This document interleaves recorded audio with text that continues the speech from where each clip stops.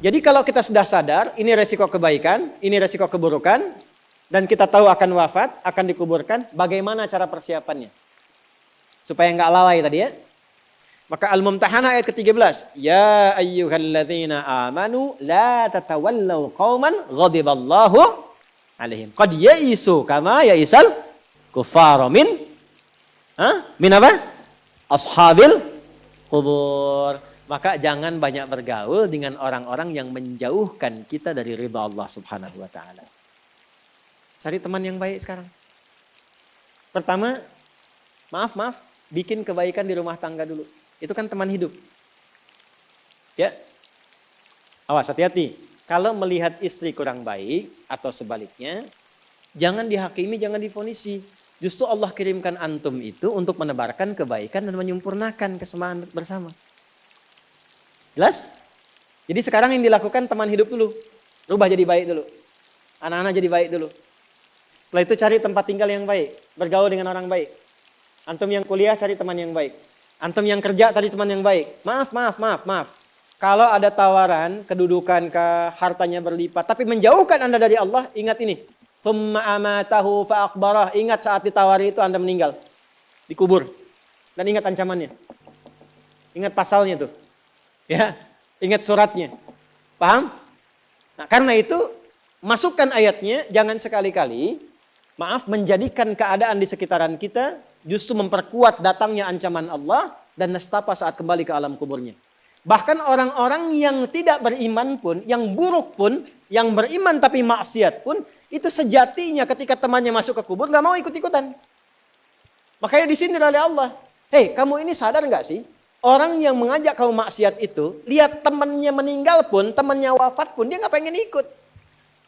Kadang-kadang dia abaikan. Coba lihat, ya ada pimpinan misalnya tingkat tertinggi, lihat anak buah bawahnya misalnya, menjalankan tugas bahkan dari dia untuk berbuat salah, berbuat maksiat. Ya, apakah mengedarkan narkoba atau misalnya membackingi kegiatan yang tidak baik. Lalu tiba-tiba dia wafat, apakah peduli atasannya? Tidak. Yang ada yang terjadi, jangan bawa-bawa atasan. Padahal dia yang nyuruh. Terus Anda mau jadikan teman yang seperti itu. Dia pada kawannya saja nggak bertanggung jawab. Dengan imannya saja dia nggak peduli. Kalau dia dengan Allah saja nggak peduli, kenapa Anda dia jadikan teman? Dan kenapa Anda menjadikannya dia teman? Kalau bahasa anak sekarang tuh begini. Allah aja dia gituin, apalagi kamu. Kan? Ya, Nabi aja dia cuekin, apalagi kamu kan? Ini peringatan Quran, ini bukan dari saya. Ini peringatan Quran. Jangan sekali-kali, Anda dimanapun, Anda berdinaskah, tugas formal. Anda berdagangkah, jangan berteman dengan orang menyimpang. Karena saat Anda susah pun yang akan peduli. Temannya aja yang sama-sama berbuat menyimpang, dia sisihkan, apalagi Anda. Paham? Teruskan. Quran surah ke 35 Fatir ayat 22.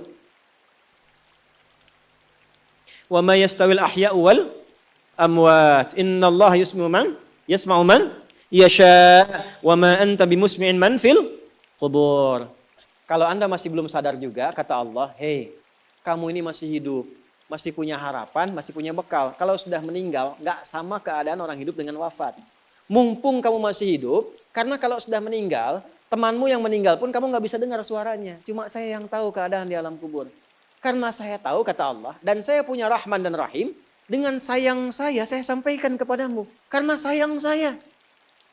Ibu maaf, kalau ada anak misalnya, ingin berbuat menyimpang, ibu cegah tidak? Kenapa? Karena ibu sayang. Karena itulah ibu saking sayangnya, maaf jangankan anak lahir, di dalam saat dikandung pun bukankah dijaga dari yang maksadat? Dijaga dari yang merusak. Ibu kalau sedang mengandung, mau nggak makan makanan yang kotor? Makanan yang merusak? Tidak kan? Kenapa?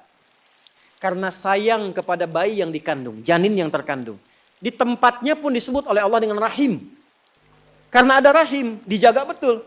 Miring kanan susah, kiri susah, telungkup nggak mungkin. Dijaga supaya apa? Supaya di dalamnya merasakan ketenangan. Karena apa? Karena ada tempat disebut dengan rahim. Nah Allah itu sifat rahim melekat kepadanya.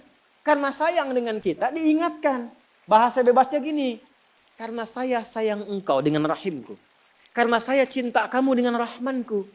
Jangan sampai masuk kubur kamu tersiksa, kamu nestapa. Karena beda antara hidup di dunia dengan kehidupan di kubur. Mumpung masih hidup cari bekal. Karena engkau tak mampu mendengar apa yang terjadi dalam kubur. Jadi kalau tadi Allah sampaikan jangan bergaul dengan yang begini, jangan terlena dengan yang seperti ini. Itu karena Allah sayang dengan kita. Itu saja. Jelas ya?